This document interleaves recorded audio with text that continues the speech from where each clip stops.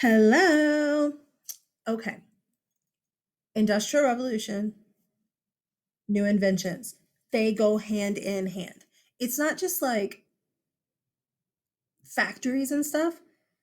This time period is like crazy with new inventions. Okay. So that's what we're going to look at today a little bit. I'm not doing every single invention. And a lot of these inventions, you kind of already know like what it is and what it does. So, I mean, I shouldn't have to tell you a lot about how foam works. Yeah? Okay. The first business that is affected by the Industrial Revolution is the textile industry. If we have a quiz over this, that is on there. The textile industry, textiles. I'm wearing textiles right now. I'm sitting on a chair that has textile right now. There was textile on my bed covering me up. Oh, and underneath me this morning. When I dried off out of the shower, I was using a textile. Textiles are fabrics, material. Okay. This whole thing really affects the textile industry. I've got my shirt. I pulled it and it's all like bunched now in the back. But anyway, the textile industry is really what's affected first by the Industrial Revolution. Okay. Up to this point, everything was done by hand. And I didn't really understand what that meant until I studied this. Because in my head, I'm like, okay, so you just go buy the material and then you just sit down at your little sewing machine and you just like make a dress. You have to make the fabric.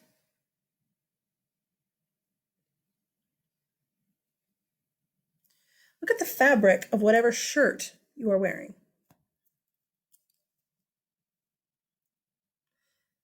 You have to make that first. And if you look at your shirt or pants or whatever you have around you really, really, really closely, you see a whole bunch of separate threads.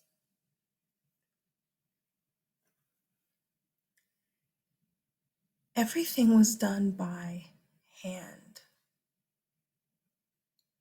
And people would take a little string, one strand, one string, and another string, two strings, and they would physically wind them together to make a stronger string. And then you add another string and it makes a stronger one and a stronger one until you have a big piece of thread, yarn. Okay, look at the difference here.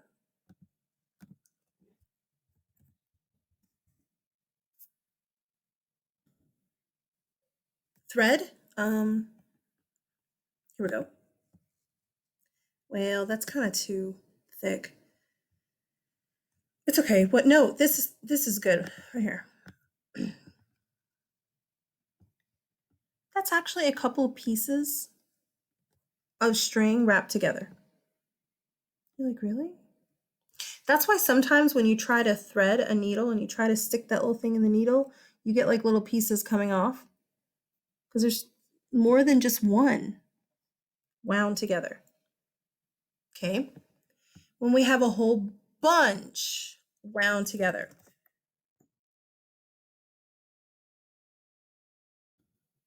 you end up with yarn. Look at yarn. Look at this right here individually, this piece right here. That's a lot of pieces of thread all wound together. That can make a sweater. The thread that I just showed you would make our normal clothes. But somebody has to wind all of that together before you ever even make the fabric to make the shirt. Have you ever thought about that? I don't even know where the string comes from. I mean, I guess, I don't know, cotton or whatever. But guys, that takes forever. The poor dressmaker. Well, where'd I go? I hate when I disappear like that. And I don't know how to get me back, so sorry. You're like, thank goodness we don't have to stare at you. We have an invention. Guys, in the medieval period, you had the spinning wheel. Y'all have all seen Sleeping Beauty.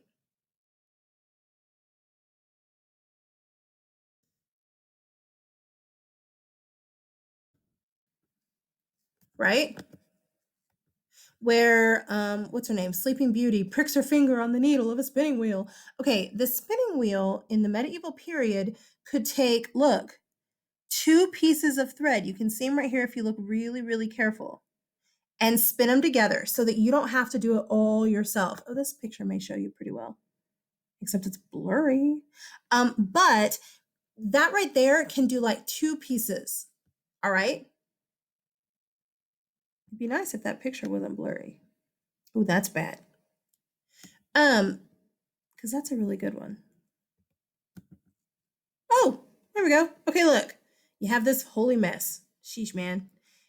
And you're getting it all wrapped around this so that you can make your thread. Okay. Well, now we have something called the spinning jenny. Yes, I know. The story is that the guy who invented it named it after his daughter while she was like dancing. Whether that's true or not, who knows? But that's the story. Okay. So anyway, the spinning jenny is basically a spindle, a spinning wheel, but it can do up to 32 pieces of thread all at once. Is that impressive? Yeah. I have a picture right here showing you a woman working her spinning jenny. She just pushes this thing and it makes the machine work. It's all hand powered still, okay? But she just cranks this thing. All right. Then we move to the water wheel. No, not the water wheel. The water frame, I'm sorry. Or it's called the power wheel. However you want to think of it. Okay. New invention. This right here is a spinning jenny plus a loom in one. I'm about to sneeze. Sorry. It's both in one. A loom, in case you don't know,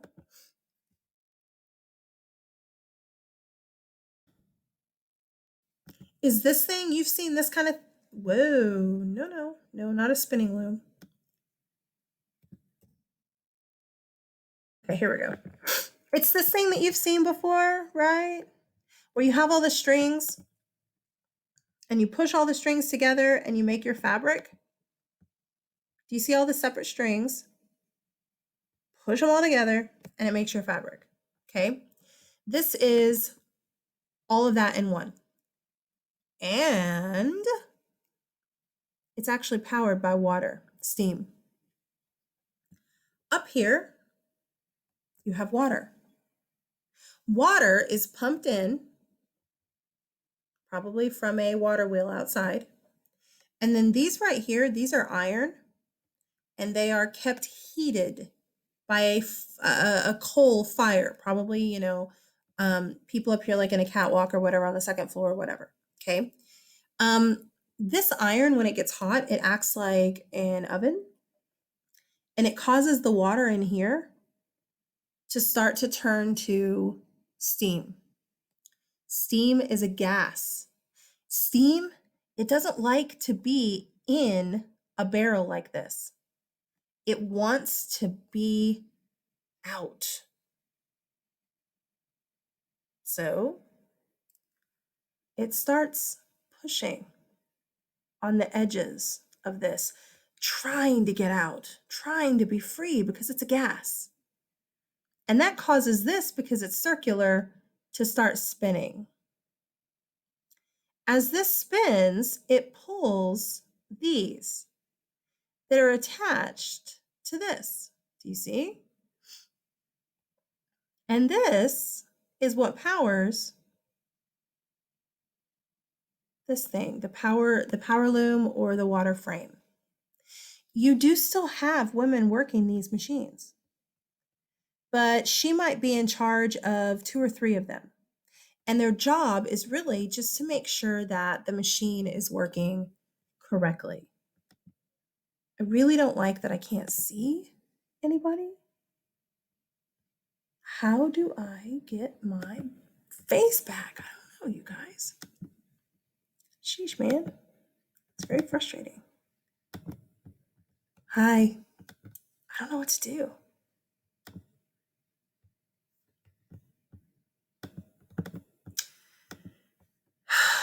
All right. The next step that we take with the, what is it? Textiles is the cotton gin. Guys, you should have learned about the cotton gin in the 8th grade. Eli Whitney, is that a name that's familiar to you? Eli Whitney invents a machine that will allow you to separate the good part of the cotton from all the gross little seeds. In the past, it was really, really hard to do that because the cotton's really, really sticky. Okay. Had to get my drink. But now you crank this thing and it will like de-seed it for you. Here's a picture of the actual thing. And this is kind of showing you what's happening on the inside. Okay. All right. Let's go to some transportation inventions. The transportation industry is also affected by this guy, James Watt. James Watt. You also should have learned about him in the 8th grade too. He does the steam engine, which allows a machine to work with steam. Just like I showed you with the power loom, okay? With the water frame, whatever name you want to call it. You heat up water, it turns into steam, and it powers things. Well, this guy figures out if I put one of those steam engines inside of a boat, woohoo, we have a steamship. That guy's name is Robert Fulton. Robert Fulton. Okay, this white that's coming out, that's not smoke. That's steam. Okay.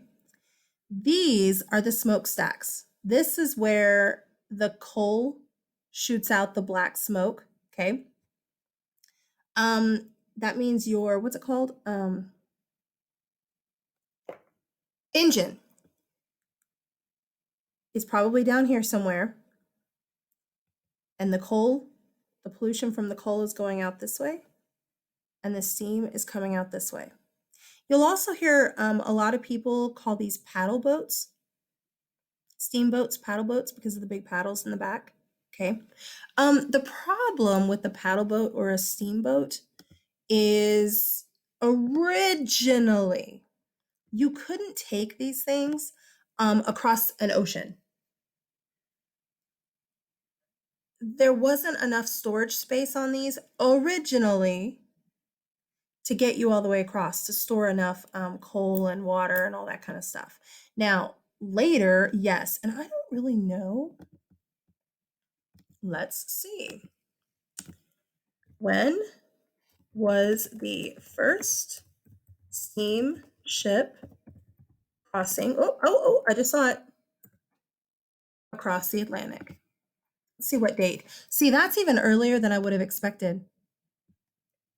Pretty cool. So about 60 or so years after it's invented, we have our first one that can go across the ocean. But understand, you're going to hear another name for these. So paddle boats, steamboats. You'll also hear steamboats called river boats too, because originally they really only went up and down rivers because again, they weren't big enough to have enough room for all of the coal and the water that you're going to need to burn everything.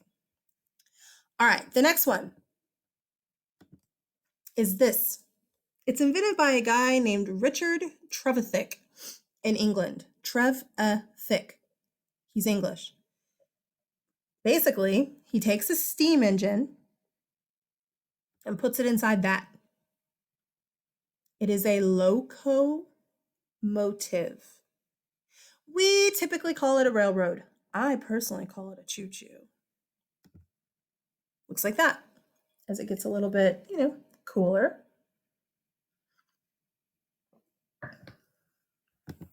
And then a little bit cooler. This right here that you see, that is the smoke from the coal. And this right here, steam. Go back and watch your Harry Potter movies. That's a steam engine, and you can see the steam coming out. You can also hear it. That choo-choo sound that you hear is like when it starts getting going.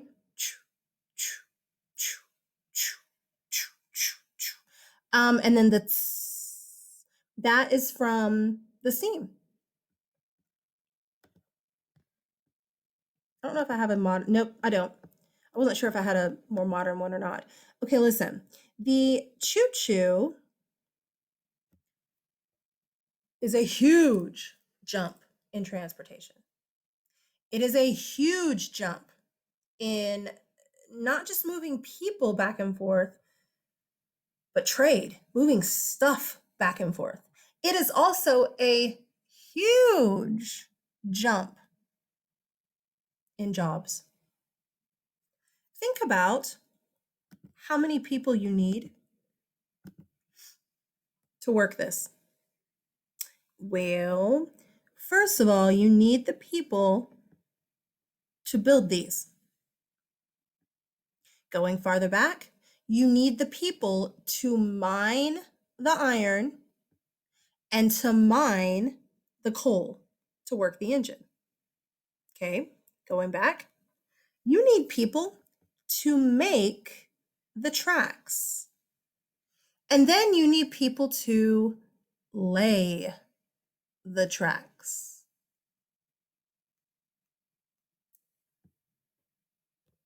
Then you need people to actually man the choo-choo. You need people to drive the sucker up here, to like actually drive it. You need people like these guys to load it. You need people to work the stations. This is a choo-choo station. You need people to work the steam engine, to continuously put coal in the steam engine. And there's a good picture that I've seen.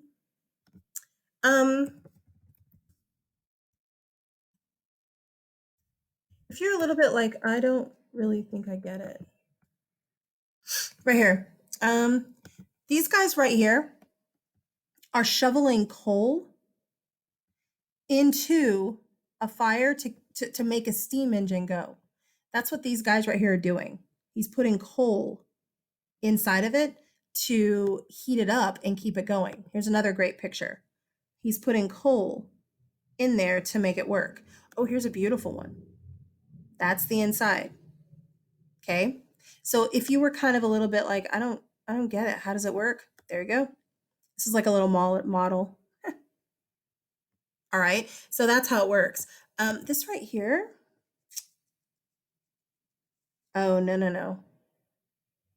I thought that was showing you the steam, but that's showing you, I don't know, Chinese coal-fired steam engine from hell. Okay. Never heard of that. But anyway, I was looking for, oh, here's a good one. Okay, look, this right here, this black smoke is where the coal is coming out, the smoke from the coal. And then here you see the steam being let loose.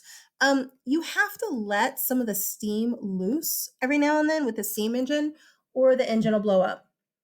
Think about a tea kettle. If you've ever heated up water in a kettle and it starts to whistle, and that's how you know it's done, it's ready.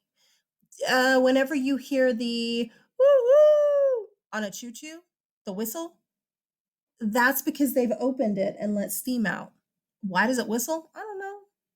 I have no idea, but it does. Okay. So anyway, this creates a ridiculous amount of jobs, especially considering we, America, want to do something. We called it the Transcontinental Railroad, okay, in the 1800s, because we wanted to go all the way across the continent. Trans means across, okay? Now, they didn't start here and say, okay, we're going to build one all the way across. No, no. If you notice, this green one here, or is it black? I don't know. Green or black, whatever. It's green. This green one right here is a railroad. This orange one right here is a railroad.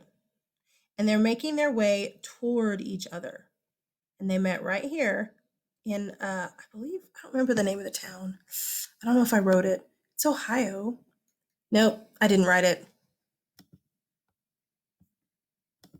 This is the picture of that meeting. You have one choo-choo coming from one railroad, one choo-choo coming from another railroad, and these are the guys who worked on one railroad getting it built and stuff.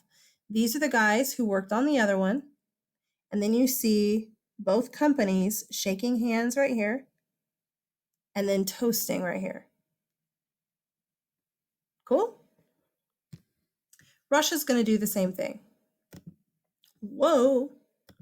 They call theirs the Trans-Siberian Railroad. Okay? Trans across Siberian Railroad. The Trans-Siberian Railroad is crazy long. Oh no, originally it starts here. Later, we'll add on other countries' railroads to it, but ignore that for right now. We're dealing with Russia. Theirs will start here in Moscow and go all the way across. Look at this. Impressive. All the way to Manchuria, China. Dude, that's awesome. Again, eventually other countries will hook up their railroads to each other. Okay, so that eventually you'll end up with one. So anyway, the railroad is really like awesome for transporting, oh my gosh, transporting people, stuff, militaries. I'm winking at you, but you can't see me. Guys, World War I is coming. All right, you know these guys, the Wright brothers. The Wright brothers were bicycle salesmen. Yeah, you heard me. They were bicycle salesmen. People bought their bicycles. It's not like they were starving bicycle salesmen, but they come up with this idea. You know, Leonardo da Vinci had this idea for a flying machine. Well, let's build the sucker. Supposedly, their first model of the first airplane, not the actual one, but their first model of what their airplane was going to look like was actually built from bicycles. Whether that's true or not, who knows? Okay, so you have Orville and Wilbur here sitting on their airplane, and they're about to go for a ride. Okay, you guys, there's no like engine on here. You're like, yes, there is. Not a starter engine. All right. They're not going to get real far off the ground. Here you see a little higher, and the right here, person sitting right here. There's not even a seat. You just sit on this. No thanks. In all honesty, they don't really fly. They really glide. They glide for about 60 seconds. It's not great. I don't know if I have other pictures or not. Yeah. It's not great, but it is a step in the right direction. Okie dokie. Okay. Das Auto. The car, the automobile. The automobile is not an American invention. And kids always look at me in class and they're like, oh, yeah, it's Henry Ford. No, it's not, sweet angels. We don't invent everything. I said it. We don't. PR, you see it right here. Prussia. I talked in the last unit about Prussia becoming Germany. By the end of the 1800s, it is. When this right here happens, it is still Prussia, but that's okay. If you just want to think Germany, that's fine. Okay. The original car is invented by him, a Prussian, a German. His name, are you ready? Are you ready? Carl Benz. Benz. Miss, do you mean like Mercedes Benz? I do. Carl Benz. Yeah. Okay, Carl Benz invents a car. It's really just look how cute it is. It's really just like a wagon, like a little carriage, but it has an engine in it. The first one is a really crappy steam engine in the back here. You put the coal in from under here. Guys, it's awful. It doesn't work. He's going to go back to the drawing board, okay, and we'll start using a type of gas engine. It's not the gas engine that Henry Ford invents, and I don't know the difference between the two, but it's some type of gas engine, okay? But I love this little, I don't know, wagon car. I think it's so cute. And look, you have your little honker horn, honk honk, right?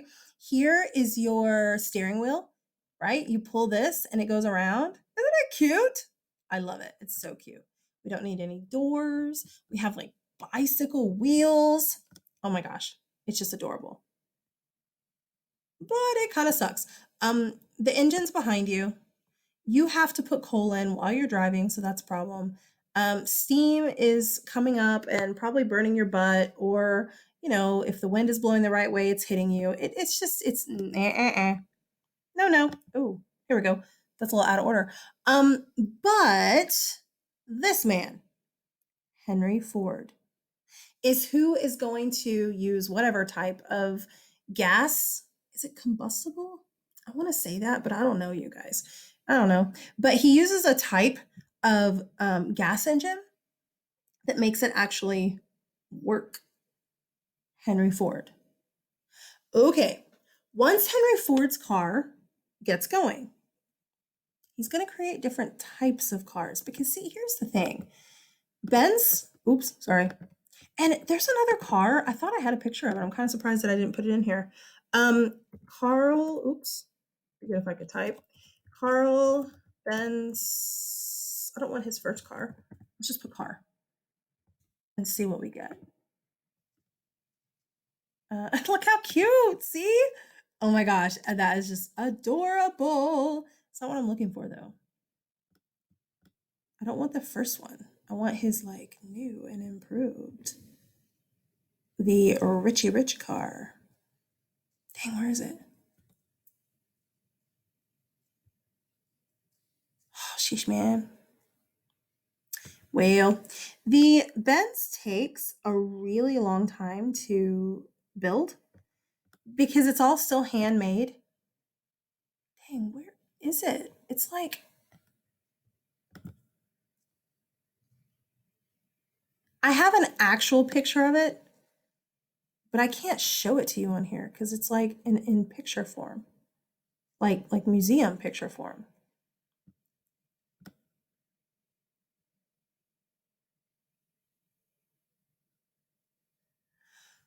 Well, it's pretty cool. It's pretty impressive. It looks more like a car, not a little thing, but that's okay. That being said,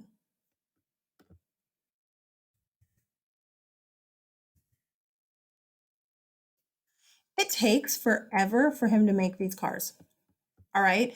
I don't know the exact, and I don't know if I put them in your notes. Did I? Nope.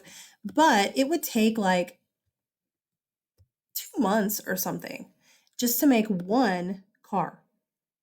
Well, think about how ridiculously expensive that sucker is going to be. Well, that's cute. That's not what I was looking for, but it looks a little more like a car. So, I mean, eventually, I have a picture, I swear, a museum picture. So, if we're in class, I'll show it to you. If we're on like Zoom Hangout meetings, I can pick it up and show it to you. I can't really show it to you here, especially since my stupid camera isn't even working and you can't even see me. Okay, I'm gonna quit looking for it. Who cares? But Ford is gonna start making his cars on an assembly line. Not one man making the entire car from start to finish, because that's what Benz was doing. And that's why his cars were taking so long to make, and that's why they were so crazy expensive.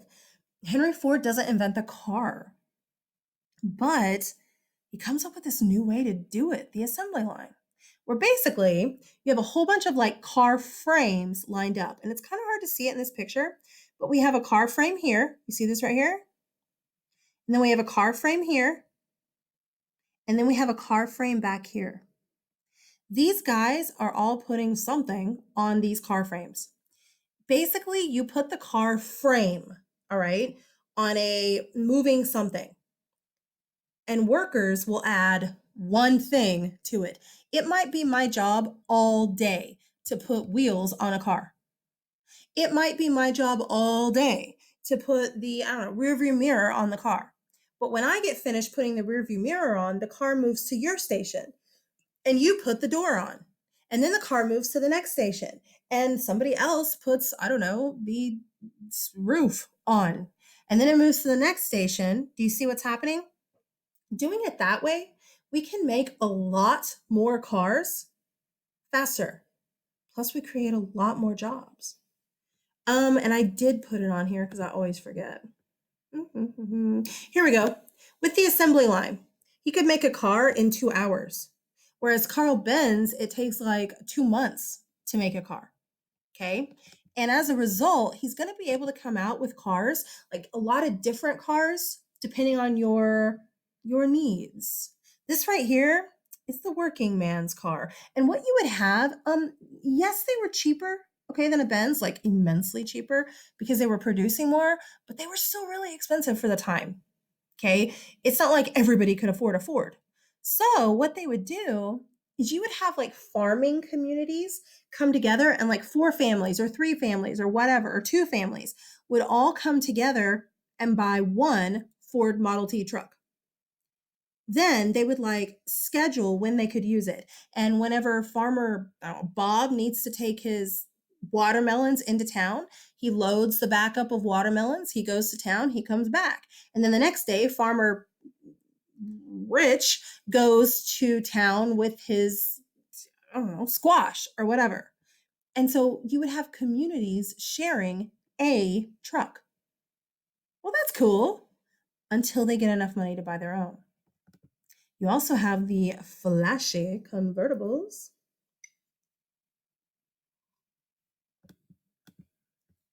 And this right here is a convertible. Again, it's kind of out of order. I should have had the Henry Ford picture and this picture and then the convertible, because this right here is a convertible. If you choose. See? If you choose, this is not a convertible. Cool. I think they're so cute. Okay. Now let's move to the communication inventions. This guy, you should all get down and worship this man right now. Okay, not really, but you should right now really say thank you. Alexander Graham Bell.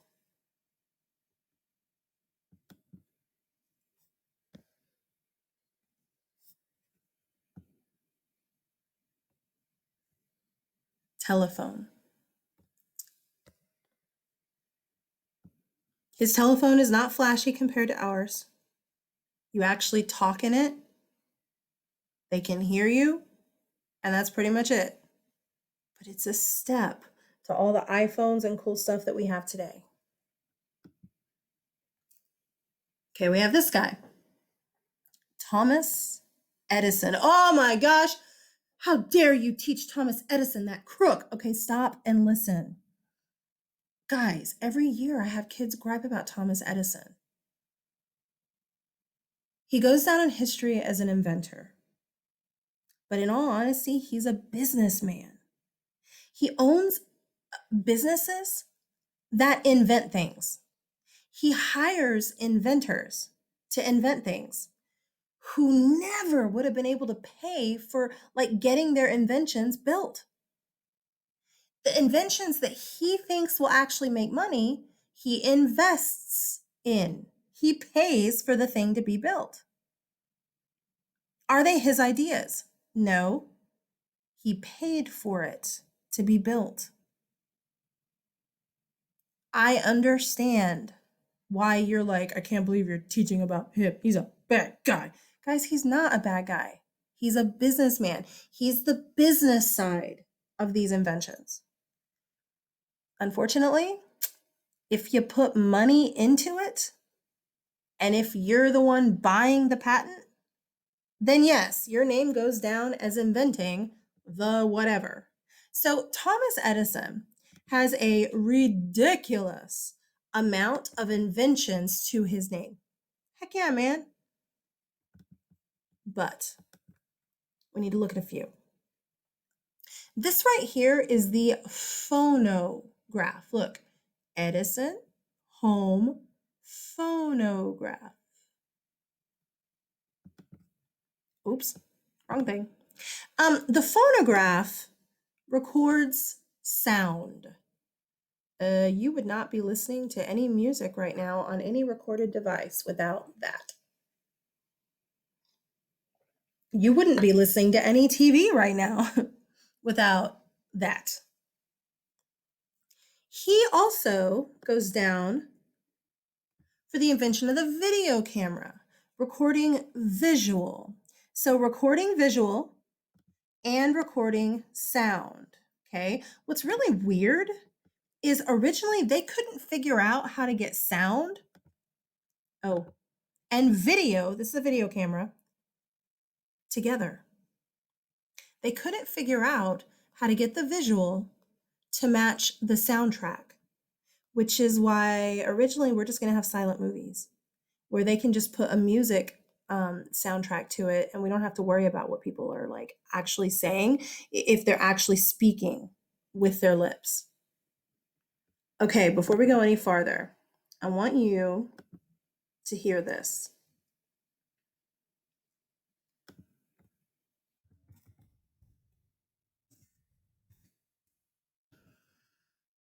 This right, look at a picture of him.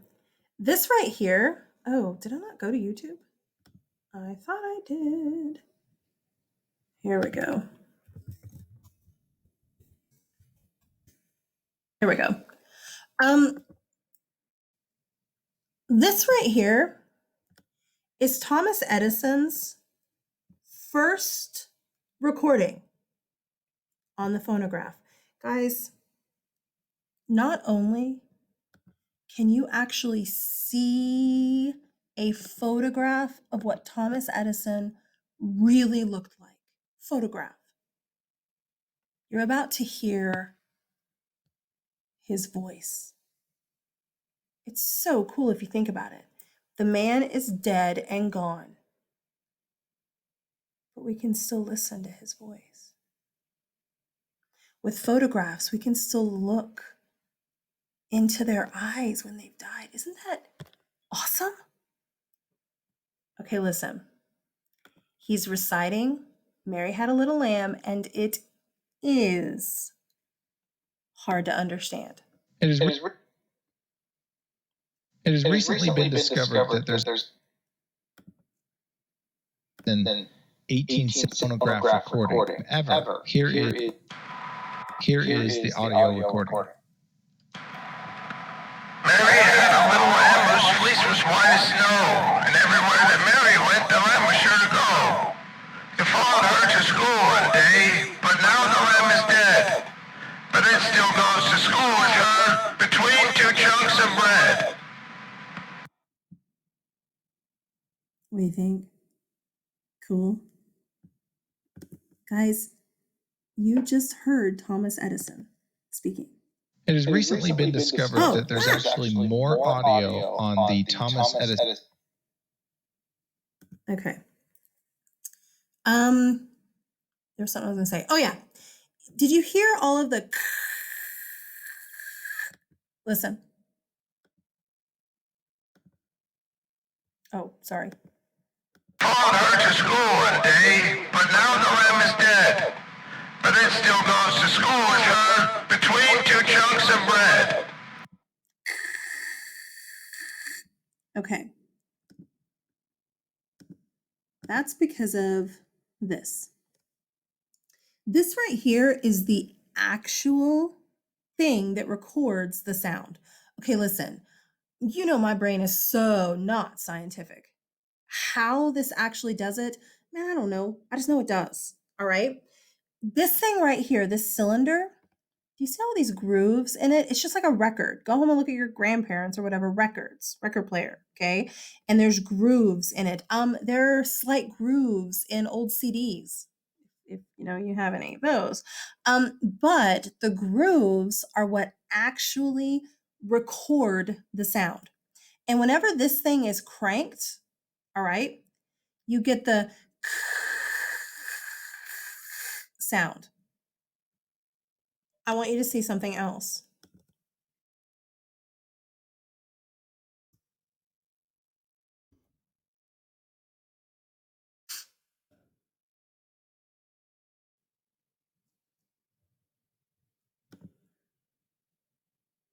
Hmm.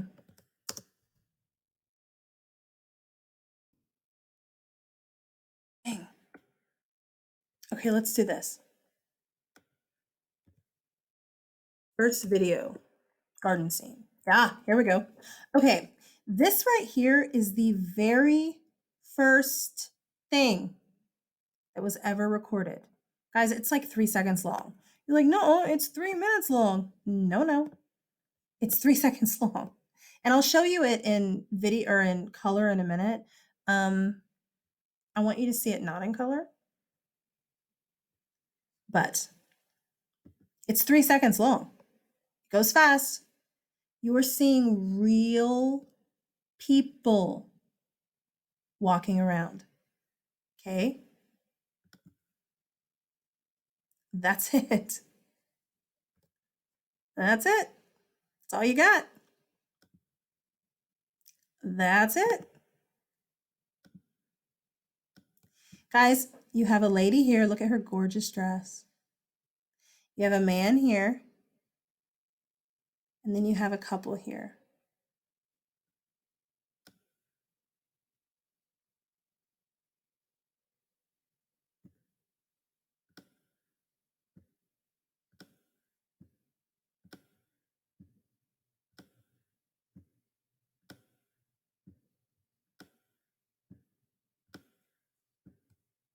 Y'all, these are real people.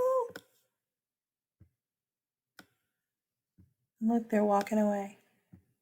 That's it. This right here isn't really accurate. Hold on. I always have kids who want to see this one. Where is it? I always have kids who want to see this one. It's really not accurate. Hi, this is Dennis. Today we will time is that the source code is with What they've done, parents-in-law. what they've done is they've taken more of this garden scene, okay, that you're seeing here, and they have added some color to it, and they've kind of slowed it down a little bit so you can see it better. It's transposed, so it's backwards, but that's okay.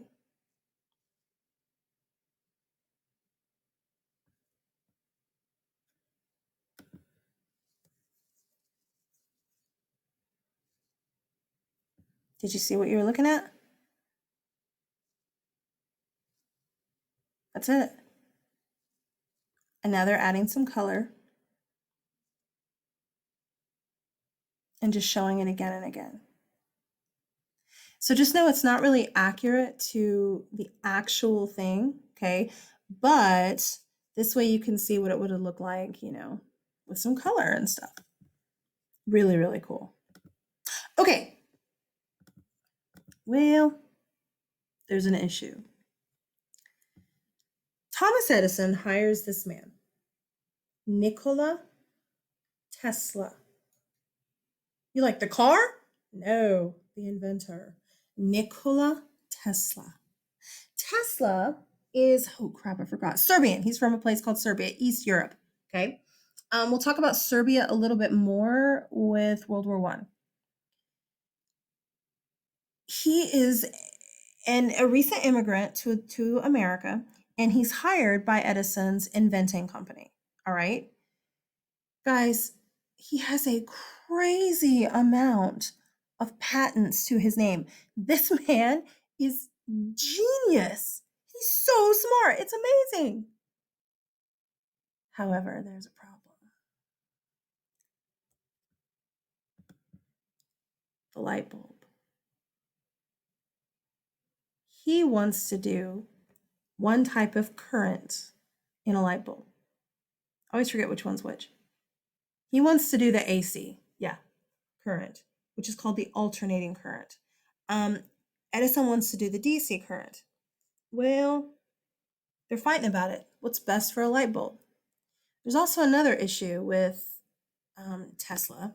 Tesla wants electricity to be free for the people. Point of view matters. Edison has wealth. Tesla was from a poor, low-class family in Serbia. His family would have never been able to buy electricity. And he's like, no, we need to have electricity free so that the poor people can get a hold of it too. So he won't patent his AC current light bulb. He refuses. So Tesla swoops in and, Edison swoops in and patents it. This is why people get so mad about Edison. He stole that invention from Tesla. Okay, guys, I'm a Tesla girl. I get it. Those of you who are so angry, the rest of you are like, seriously, I've never even heard of this. I always have the angry kids. Guys, I know. I love Tesla. But he wasn't going to patent it, which means it can't be sold. It has to be patented first. No, it can be free. Yeah, that's not how business in America works. Business in America makes money. That's what we do. So Edison does swoop in. He does go ahead and patent it. He does go ahead and get the light bulb distributed and working. And Edison goes down in history as inventing the light bulb.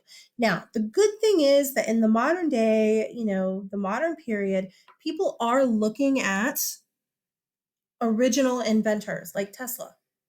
Okay? We are looking at giving them credit. But please understand, Edison's job wasn't to invent things. Edison's job was the business side. So you can't do the inventions without the business side. And people are so hateful to Edison. You need his business side to get your invention going. They go together. Do I think it was a little that he swoops in and goes ahead and patents it? Well, yeah. It is what it is. I'm just a messenger, you guys. I didn't come up with history. I just report it. Okay. See you later.